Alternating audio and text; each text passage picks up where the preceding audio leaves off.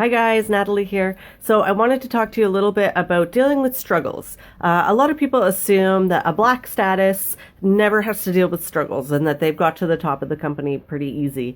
And I wanted to kind of debunk that. A lot of people assume that, somebody that's black status, they joined at the right time, they had a big circle of friends, they knew what they were doing, they've had experience, and I wanted to kind of debunk that. For me, none of that is true. I didn't join at the right time. I definitely didn't have a large circle of friends. I only had about 40 Facebook friends when I joined, and I had no experience. I'd never done this before. So I'm going to give you guys some of the struggles that I went through, and hopefully you guys can relate to it a little bit and use kind of some of the tools that I did. So my first struggle that I dealt with when I joined was that, this can slide. Okay, so the first struggle that I really dealt with when I joined was I had no idea what I was doing. I had never done direct sales before. I had never done sales. I had never heard of any kind of social marketing or network marketing. The only thing I knew about with like the actual business concept was of the Mary Kay and like Tupperware and stuff. And if somebody invited me to something like that, I ran from the hills. So I'd never actually been to anything like that. And I was kind of ignorant to what the business was. And some might even say that I was one of those people that would have said, oh, is that a pyramid scheme? I totally probably would have, because I had no idea about the business concept. So when I joined, I really had no idea what I was doing. So what I did was learned myself. I just started searching on YouTube and trying to educate myself as much as I possibly could so that I could learn how to sell this product, how to introduce it to other people, and build the business. That kind of leads me into the second struggle that I had, and that was that I didn't have an upline. My upline and we didn't get along. So I didn't have anybody to teach me. I had no idea how to do anything. So I, again, come back to, I had to self-teach myself. I had to, basically the four main people that I learned my entire business from was watching Amber Voigt's YouTube videos, watching Whitney Husband's YouTube videos, watching Bree Richardson's YouTube videos, and watching Amber Voigt's YouTube videos. So those four people are the main people that I watched on YouTube, and I learned my entire business from. Seriously, you do not need to have an upline in order to be successful. Everything about you being successful lands on your shoulders. So just because you don't get along with somebody that's in your upline is no reason to blame them for not doing well, because you can do well by learning yourself. It's also no reason to quit the business because all that you're doing is hurting yourself. So don't let any kind of drama with an upline affect your business. So just keep pushing past them because you don't need them. Your success lies only on you.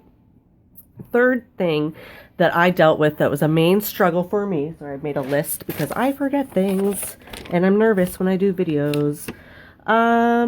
Time. Yes, time was a big issue for me. When I joined, my twins were 6 months old and I had a 3-year-old daughter. She was 3 at the time, and I didn't have any time to work my business. I had no time at all. I was also dealing with a little bit of postpartum depression, so I was kind of not even in the right mindset.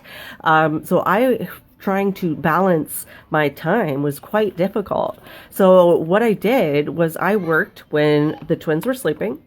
I worked when Michaela we kept her in daycare twice a week so that she would keep in with her routine, because having the 2 babies at home was going to upset her routine a little bit. So I wanted to make sure she had some sort of normalcy. So we kept her in daycare twice a week. So I worked my business a lot on those. My husband works shifts, so he works a lot of night shifts.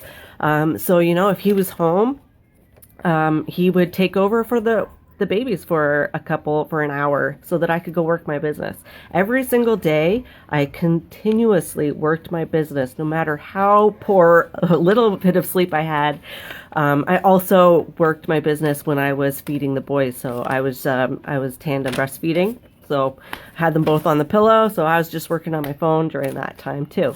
So it's just about squeezing in, 10 minutes here, 10 minutes there, whenever I could throughout the day, so that at the end of the day, 2 or 3 hours worth of work had gathered up. Another big thing that I struggled with was lash gate. I don't know if you guys have heard of this or not, but in the February when I started, it was, we ran out of mascara. We had no mascara in stock to sell at all. I had a team of about 10 people at the time because I had just joined, and I had a couple people that I had built my team with. But they were leaving because we didn't have any mascara to sell. We didn't have all this other products, no concealers, foundations, liners, brow liners. We had none of that stuff. We literally just had mascara and lip gloss and BB cream. So as you know, mascara is our flagship item. And so with no mascara, people were just leaving for other companies or giving up. So regardless, my team that I worked so hard to get had pretty much almost dissipated. So that was very hard. So what I did was, instead of going like everybody else did and taking a hike, I made it hype up. So I was like, this mascara is so crazy that we can't even keep it in stock, and I'm doing back orders now so that as soon as it's in stock, you guys are first in line. And I had the orders coming in like crazy because I wasn't afraid to tell people how amazing the product was and that it's worth the wait. So just keeping the hype up is what we did. And we had 2 months of no mascara. That's crazy, right? And we did it. Another big struggle that I have on a daily basis, and this is something that continues, is that I have anxiety, and I also have, it's a social anxiety, and then I also have OCD. And I don't mean like the OCD where I'm like, oh, I have OCD and this thing's not matchy. I mean, I have like chronic OCD where I have to do things over and over and over again. So I have things going on in my mind like all the time. And the anxiety can fill me up to my soul pretty much. Like, so it eats at me. And I've had that since I was a kid. It's always going to be there, and it probably will never go away. And I've kind of learned how to deal with it, but it's still something that I struggle with every day. I am deathly afraid of videos. I am so petrified of talking to people in person, standing up in front of a group. I have avoided that at all costs, and that's something that I do plan on doing soon. But it's about trying to push myself to get to that point. So stay tuned for that happening, because one day it will, I promise. But the anxiety just consumes me sometimes, and how I get past that is my why. Because my anxiety, my more mental issues, because it's something that I still constantly deal with, I have to use my biggest tool in order to deal with that. And that biggest tool is my why. And that you can use this tool for everything. But seriously, guys, think about why you joined, right? There's a reason why you joined, for whatever reason. If it's a better future, or if it's for money for your kids for school, or money for a bigger house, or to help out with the bills, or if it's just for you to hang out with some other girls. Sorry, hold on one second. Sorry, mom duty called. But using my why is how I keep pushing myself further and further and further, and overcoming that anxiety. And not really even overcoming it, but just kind of moving past it, because that's at the point that it's at. So I have a picture of my family, my kids, on the mirror, so that when I look at them, and I also wrote my why on it. I also have with that books, little pictures of books, so that kind of represents the education, because I want to be able to pay off all of my kids' education. Somebody's yelling at somebody.